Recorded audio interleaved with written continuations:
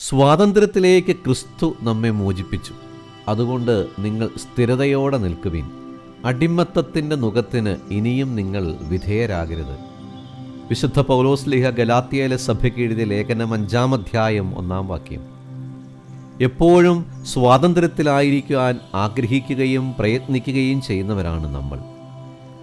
പല പല ബലഹീനതകളും അസ്വസ്ഥതകളും അടിമത്തത്തിലും പിശാച് നമ്മളെ ഈ സ്വാതന്ത്ര്യത്തിൽ നിന്ന് അകറ്റിക്കൊണ്ടേയിരിക്കും. ഈ സ്വാതന്ത്ര്യം അനുഭവിക്കണമെങ്കിൽ ഒറ്റ മാർഗം മാത്രമേ ഉള്ളൂ. അതായത് ഈശോയ്ക്ക് 1-ാം സ്ഥാനം കൊടുത്ത് അവനെ സ്നേഹിക്കുക. അവൻ നമ്മുടെ ജീവിതത്തിൻ്റെ ഭാഗമാകുക, ഹൃദയത്തിൽ നിറഞ്ഞ് അനുഭവിക്കുക.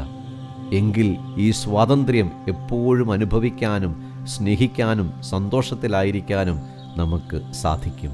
ദൈവം നമ്മളെ അനുഗ്രഹിക്കട്ടെ.